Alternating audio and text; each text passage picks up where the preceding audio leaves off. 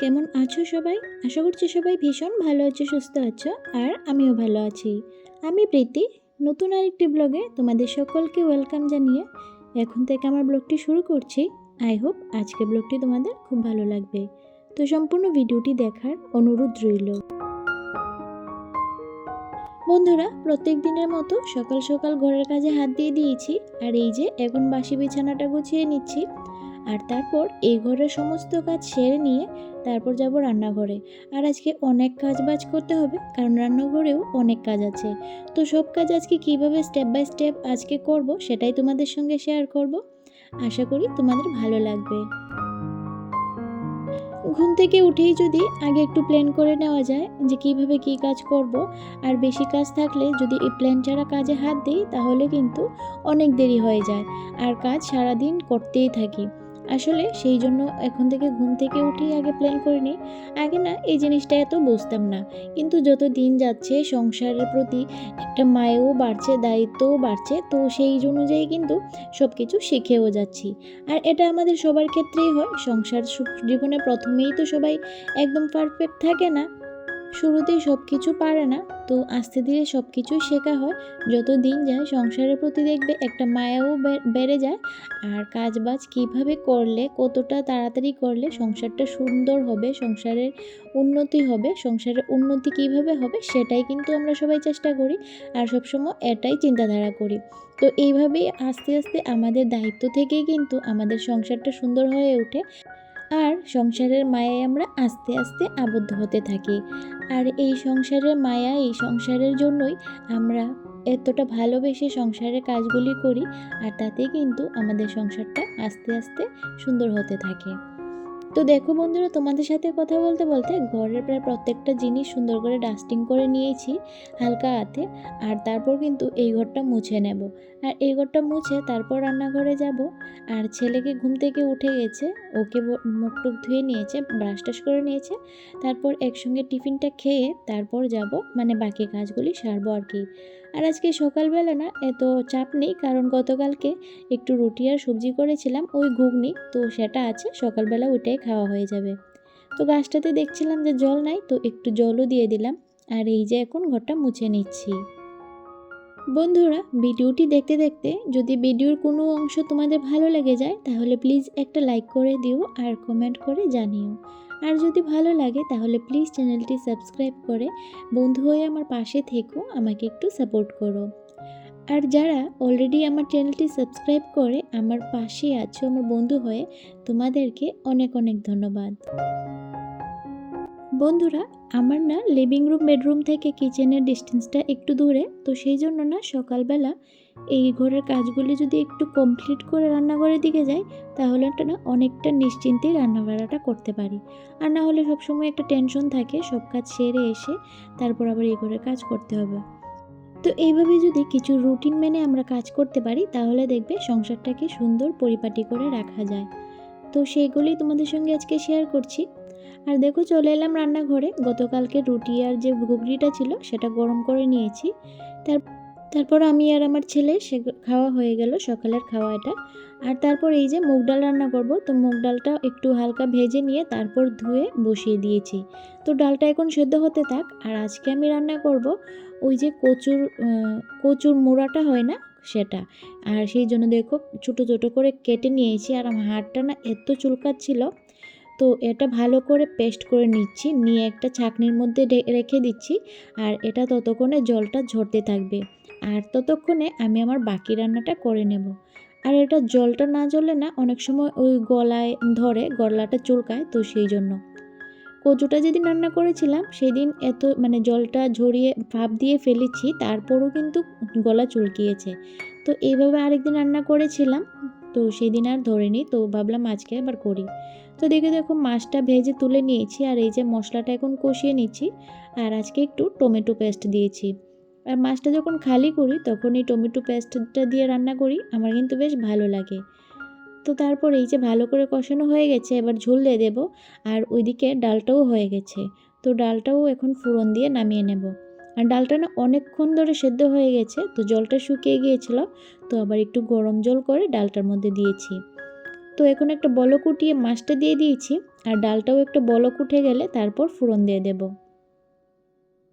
তো দেখো মুগ ডালের মধ্যে একটু আদা আর একটু কাঁচা লঙ্কাও পেস্ট করে দিয়েছি।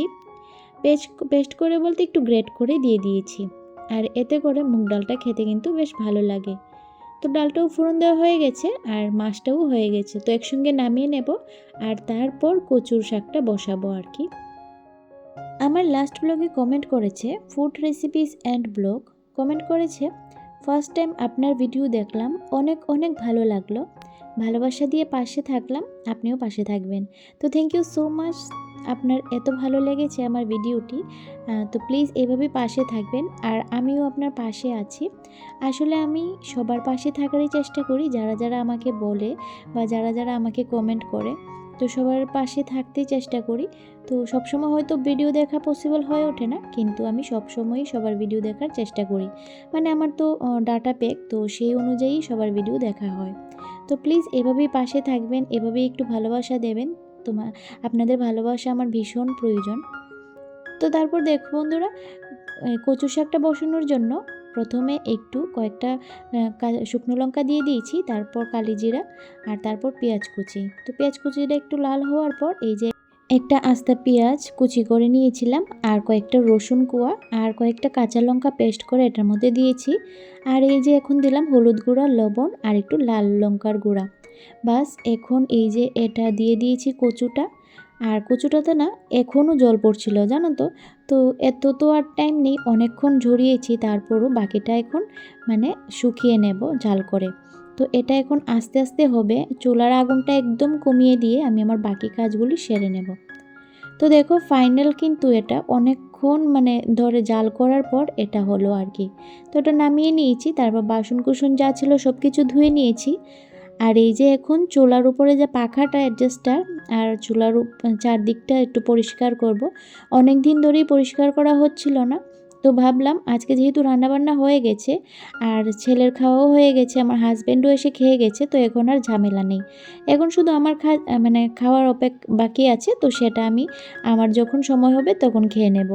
কাজ বাজ রেখে আসে না আমার একদম খাওয়া দাওয়া করতে ভালো লাগে না। তো সেই জন্য ভাবলাম যে কাজ বাজাকে সেরে নিই তারপর করব।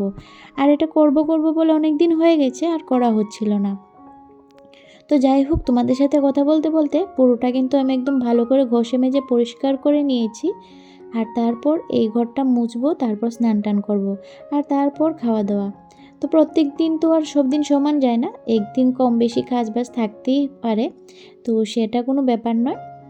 আর এই কাজগুলো করতে করতে আমার কিন্তু অনেকটাই লেট হয়ে গিয়েছিল। তো তারপর দেখো চুলাটা না একটু সরিয়ে রেখেছিলাম, কারণ উপর থেকে ওই যখন পরিষ্কার করব একটু ময়লা টলা পড়বে, আর চুলাটা না আমি মুছে নিয়েছিলাম, তো সেই জন্য একটু সাইড করে রেখেছিলাম। তো প্রত্যেক দিনই অনেক কাজ থাকে, তো এইভাবে একটু পার্ট করে কাজ করে নেওয়ার চেষ্টা করি, তাহলে একদিনে আমার এত বেশি চাপ পড়ে না। তো দেখো ফাইনাল সবটা পরিষ্কার করে নিয়েছি আর দেখতে কিন্তু এখন ভালো লাগছে। তো এইভাবে পরিষ্কার পরিচ্ছন্ন থাকলে কাজ বাজ করতেও কিন্তু খুব ভালো লাগে। তো তারপর এই যে ঘরটা মুছে নিচ্ছি। আর চলো এই কাজ করতে করতে আমার লাস্ট ব্লগে যে সকল দিদি ভাই বোনরা কমেন্ট করেছে তাদের নাম নেওয়া যাক।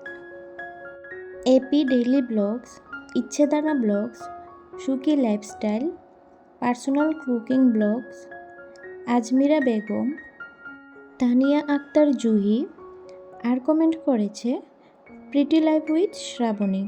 তো তোমাদের অসংখ্য ধন্যবাদ তোমাদের এত সুন্দর সুন্দর কমেন্ট করার জন্য। এভাবেই প্লিজ আমার পাশে থেকো, আমাকে একটু সাপোর্ট করো। আর আমিও তোমাদের পাশে আছি সব সময়। যারা আমাকে অনেকেই বলো যে পাশে থেকো, আমি তোমাদেরকে কি করে বোঝাবো যে আমি ডাটা প্যাক যা ইউজ করি, ওই ডাটা প্যাকটা যদি আমার এমনিতেই থেকে যায়, আমি না ভিডিও চালিয়ে রেখে মানে ছেড়ে দিই। অনেক সময় অনেক বড় ভিডিও থাকে, তো কাজবাজ থাকে, তো ভিডিওটা ছেড়ে দিয়ে আমি মানে কাজবাজ করতে থাকি। তো আমি না আমার ডাটা প্যাকটা এমনিতেই নষ্ট করতে দিই না। আর যেদিন আপলোড করি ভিডিও, ওই দিন আমি এত ভিডিও দেখতে পারি না, কিন্তু এর পরের দিন আমি প্রত্যেক দিন সবার ভিডিও দেখি। তো এইভাবে তোমরাও আমার পাশে থেকো। আমরা যদি একে অপরের পাশে না থাকি তাহলে আমরা কেউই এগোতে পারবো না। তো সবাইকেই সবার পাশে থাকতে হবে, তো এটাই কথা। তো সবাই সবার পাশে থেকো, আমার পাশে থেকো, আমিও তোমাদের পাশে আছি।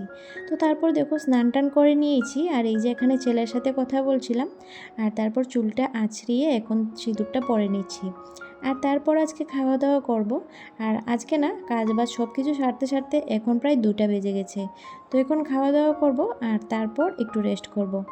তো এভাবে কাজ করলে একবেলা হয়তো বেশি কাজ করতে হয়, কিন্তু এর পরের বেলা একদম ফ্রিভাবে থাকা যায়। আর না হলে দেখা যায় সারাদিনই কাজ করতে হয়। তো দেখো খাবারটা বেড়ে নিয়েছি। আর আজকের ব্লগটাও এখানেই শেষ করছি। ভালো লাগলে একটা লাইক করে দিও। টাটা।